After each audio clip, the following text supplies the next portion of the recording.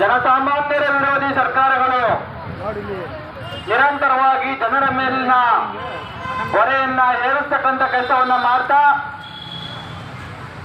ತಮ್ಮ ಜೇಬನ್ನ ತುಂಬಿಸಿಕೊಳ್ತಕ್ಕಂಥ ರೀತಿಯಲ್ಲಿ ಮಾಡ್ತಾ ಇರ್ತಕ್ಕಂಥ ವ್ಯವಸ್ಥಿತವಾದಂತಹ ಭ್ರಷ್ಟಾಚಾರವನ್ನ ಮುಂದುವರಿಸ್ತಾ ಸರ್ಕಾರದಲ್ಲಿ ಸಮಸ್ಯೆಗಳಾದ್ರೆ, ಆರ್ಥಿಕವಾಗಿ ಸರ್ಕಾರದಲ್ಲಿ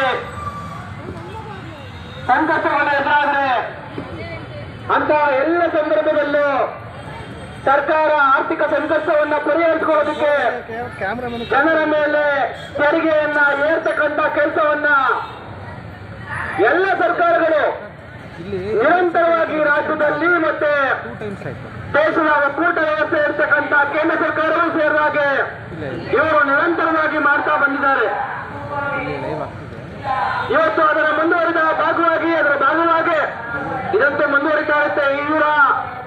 ಈ ಭ್ರಷ್ಟ ರಾಜಕೀಯ ಪಕ್ಷಗಳೇ, ಇವತ್ತಿನ ಜನವಿರೋಧಿ ಜನತಾದಳ, ಕಾಂಗ್ರೆಸ್, ಬಿಜೆಪಿ ಪಕ್ಷಗಳೇ ಮುಂದುವರಿದ ಪಕ್ಷದಲ್ಲಿ ಇಂತಹ ಜನವಿರೋಧಿಗಳೇ ಅಧಿಕಾರವನ್ನ ಹಿಡಿದಂತ ಪಕ್ಷದಲ್ಲಿ ಇಂತಹ ಸಮಸ್ಯೆಗಳು ಮುಂದುವರಿತಾ ಹೋಗ್ತವೆ.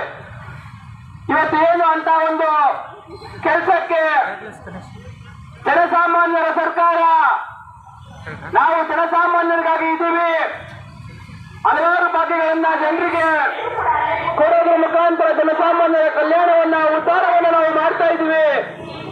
ನಮ್ಮದು ಸಮಾಜವಾದಿ ಚಿಂತನೆಯುಳ್ಳ ಸರ್ಕಾರ, ಸರ್ವೋದಯದ ಆಶಯದ ಮೇಲೆ ನಡೀತಾ ಇರ್ತಕ್ಕಂಥ ಸರ್ಕಾರ ಅಂತ ಹೇಳಿ ಬಹಳ ಬಿಡ್ತ ಅಧಿಕಾರವನ್ನು ನಡೆಸ್ತಾ ಇರ್ತಕ್ಕಂಥ ಸಿದ್ದರಾಮಯ್ಯನವರ ಸರ್ಕಾರ ಇವತ್ತು ಜನಸಾಮಾನ್ಯರ ಮೇಲೆ ತೆರಿಗೆಯ ಬರೆಯನ್ನು ಹೇಳೋದಕ್ಕೆ ಮುಂದಾಗಿದೆ. ಇಂತಹ ಒಂದು ಘನಘೋರ ಅನ್ಯಾಯವನ್ನ, ಇದಕ್ಕೂ ಒಂದು ಘನಘೋರ ಅನ್ಯಾಯ. ಇವರು ಇಷ್ಟ ಬಂದ ರೀತಿಯಲ್ಲಿ ಒಂದು ಕಡೆ ಜನರಿಗೆ ಏನು ಅವರಿಗೆ ಒಂದು ಸ್ವಲ್ಪ ಬಾಯಿ ಸಿಗಿ ಮಾಡ್ತಕ್ಕಂಥ ರೀತಿಯಲ್ಲಿ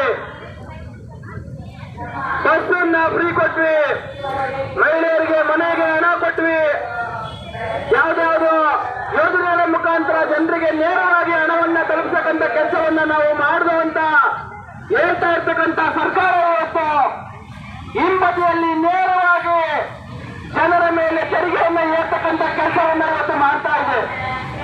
ನಿನ್ನೆ ಕೊಟ್ಟರು, ಇವತ್ತು ಕಿತ್ಕೊಳ್ತಾ ಇದ್ದಾರೆ.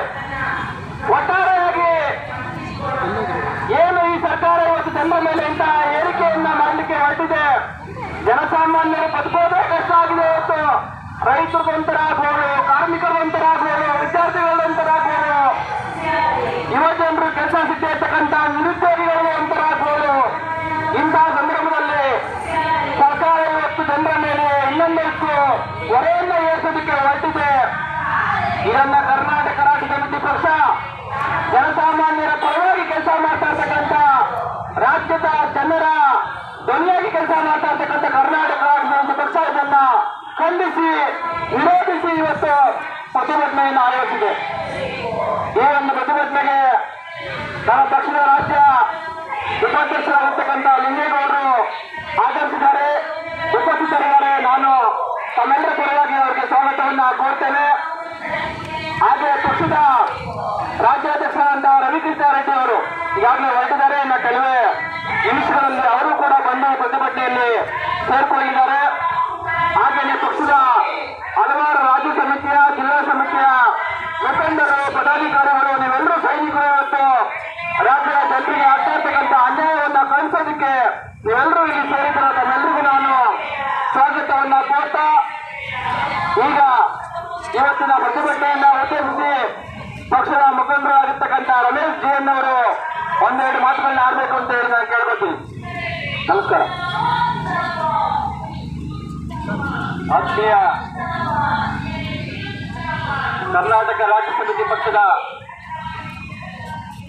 ಪದಾಧಿಕಾರಿ ಬಂಧುಗಳೇ,